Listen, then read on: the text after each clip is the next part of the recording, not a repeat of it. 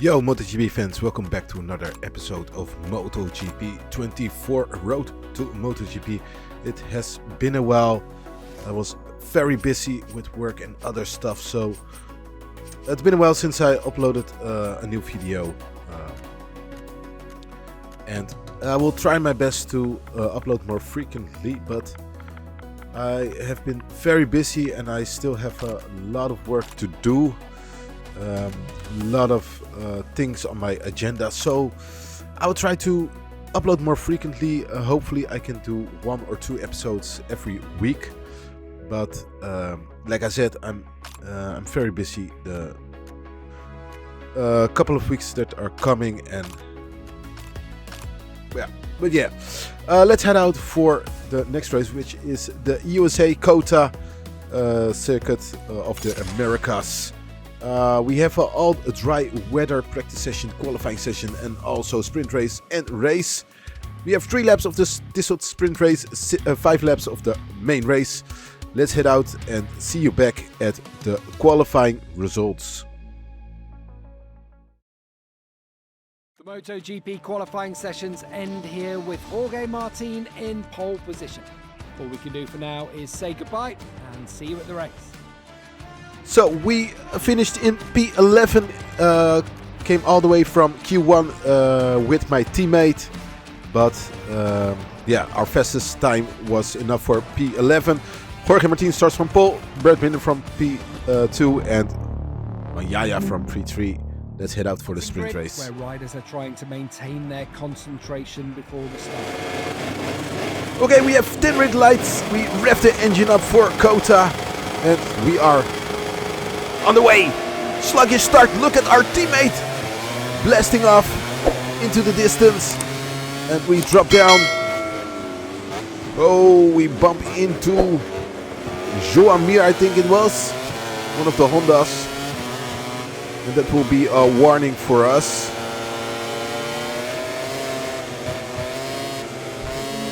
Try to make up some progress through the field.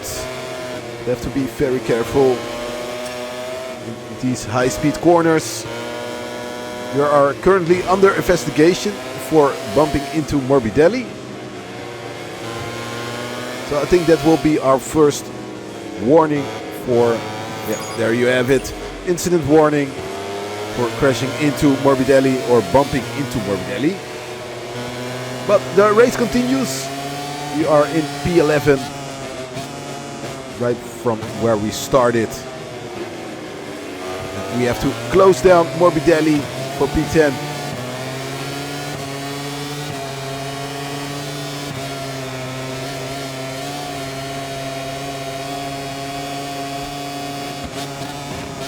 My riding skills have decreased as we almost made a full stoppie. But my riding skills has decreased as I haven't played MotoGP in a while. Therefore, I'm very struggling with the Trackhouse Aprilia. He feels kind of heavy, and he has a lot of back wheel spin.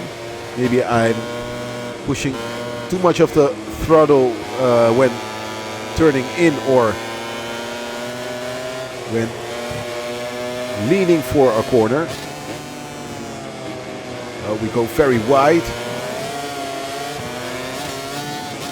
These are the things I was talking about. The bike feels very heavy, doesn't want to turn in, and we bump into Morbidelli again, so we are under investigation again. And this will be our second warning again, I think, for the sprint race.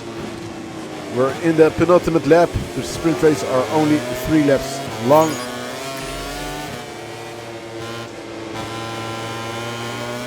So including this lap, it's 2 laps remaining.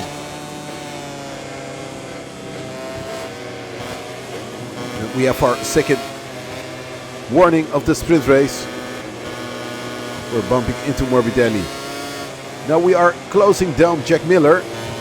He has the final point of the sprint race, and we really want that point. As of now, we are scoring 0 points for the sprint race. Only top 9 will score points in the sprint races.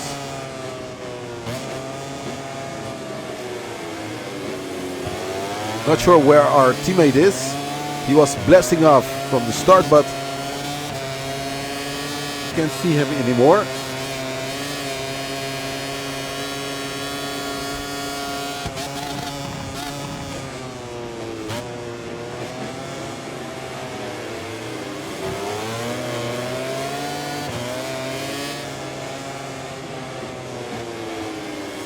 So we go wide again.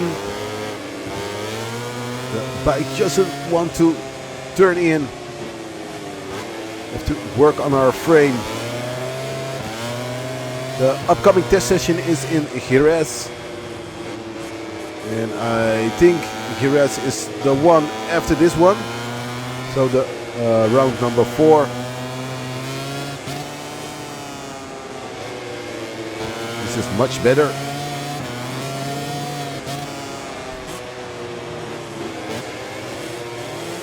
To close down Jack Miller, but look at his acceleration coming out of the corners.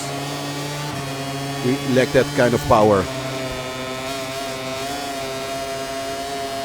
So closing down Jack Miller in the main straight. Waiting for turn 12.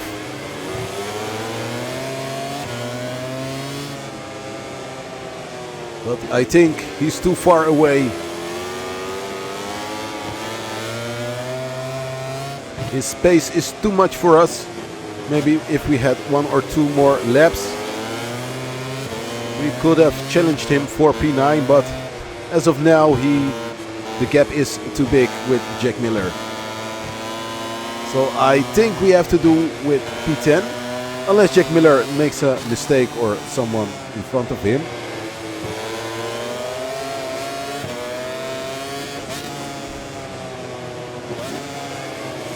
We go wide into turn 20, the final turn.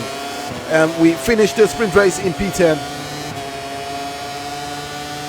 As the riders do their cool-down laps, let's take a look at the final classification of the race we've just seen. So we climbed 1 position, starting from P11, climbed up to P10. Pecco wins the sprint race here in the USA, and Jorge Martin finishing in P2. Viñales finishing in P3. So Aprilia on the podium of the sprint race.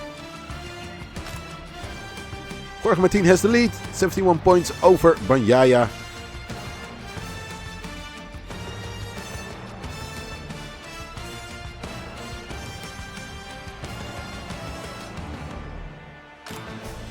But let's head out for the main race. Martin heads from pole position. All of the other riders on the grid breathing down his neck. In a few seconds. Hopefully we can get a much better start than in the sprint race. 10 red lights, we rev the engine up. We are on the way. Another sluggish start, very sluggish. Much worse than in the sprint race. Oh, and Marini, I think, bumps into our back. Oh, Bagnaia crashes. Bagnaia made a mistake and he crashes into turn 1. And we have our first warning. Not sure what we did. If it is the warning because of Marini who bumps into us, it's a bit unfair. And we are under investigation again as we just bumped into Di Gianantonio. So that will be a second warning for us. And we are only in the first lap of the main race. So I have to be very careful in the opening part of the race.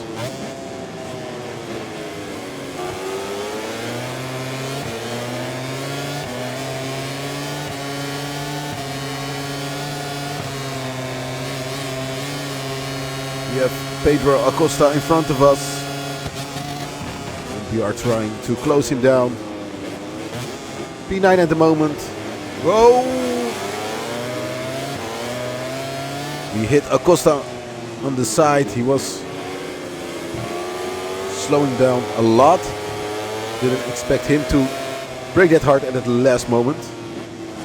But no warning, however. which is a bit odd. The stewards are set on strict. So not sure why we didn't receive any warning.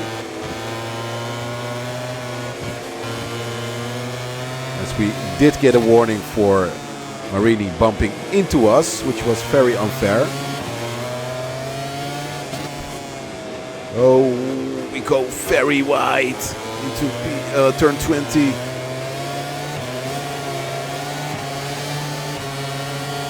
And we lost some most precious time to Acosta. And now we are under pressure by Alex Marquez.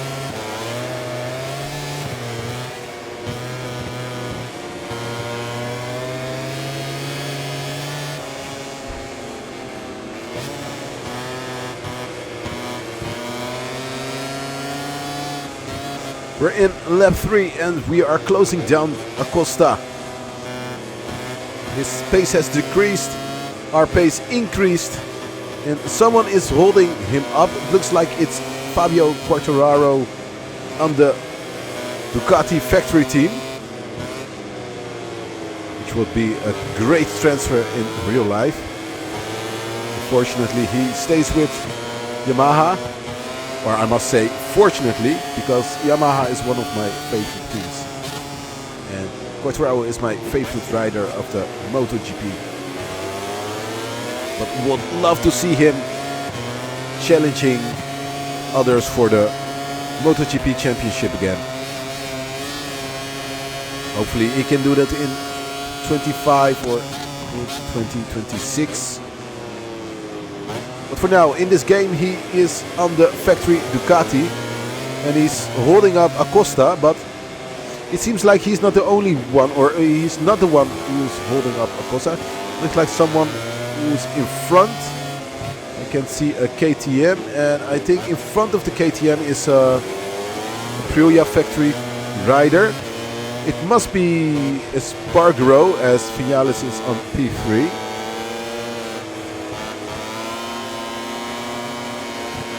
So this could be an opportunity for us to overtake Acosta and maybe overtake Quartararo as well, as we go very wide in turn 19. We go wide again in turn 20. Acosta slowing down very hard, and we had to take some evasive action for not crashing into the back of Acosta. So we lost some ground to Acosta, and we have to make up for it. In the previous MotoGP titles, these turns were, this part was the part where the AI was very slow. They seem to be slow again, but not as slow as they were before in the other titles. But I'm slowly closing them down again.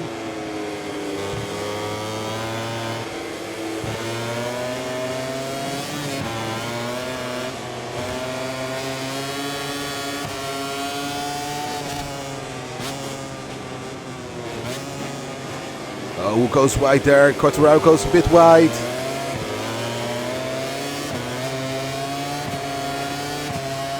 They're definitely battling in front of us. And we are trying to profit from it, but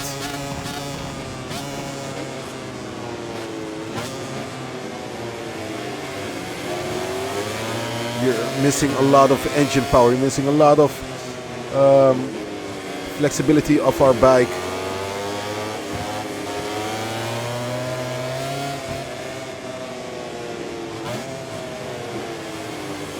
The bike is very heavy in turning.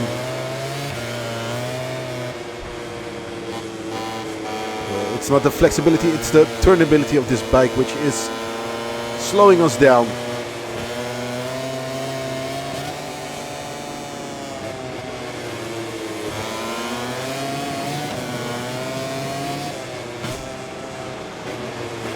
We'll go wide again. Heading for the final lap. Can we put more pressure on Acosta, forcing him into making an error?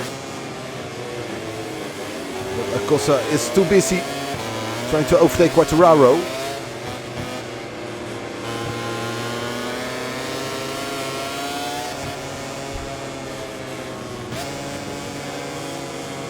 They seem very slow here.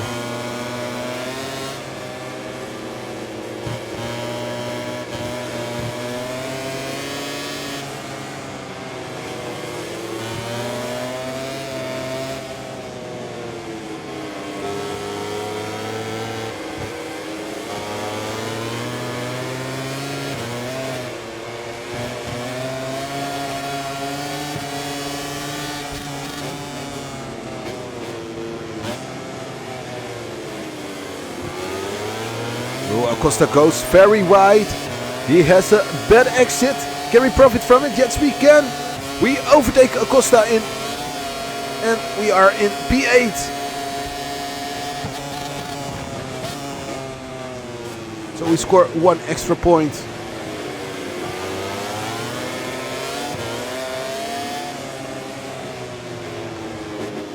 Ooh, Quartararo and Miller are battling. Maybe they will take each other out. Ooh, Quartararo very wide. And cuts right back. Costa still right behind us. Putting us under pressure. As we're trying to put the pressure on Quartararo. But we go wide again in turn 19. The bike is very heavy when leaning. Trying to accelerate out of the corners. We finish in P8. That was a great race. Cameras to take us to the Parc Ferme to meet the stars of the race. Let's take a quick look at the final MotoGP standings. Brad Binder wins the race on the KTM. Jorge Martin finishing in P2 and Bastianini on the Aprilia finishing in P3. And we finished in P8. Excellent job. Our teammate finishing P13. And all the way in the back, it's Bagnaia who crashed at the start of the race. Jorge Martin increases his lead by 22 points over Bagnaia. We are stuck in P11 on the Riders' Championship. And our focus is to finish in the top 10 at the end of the Riders' Championship.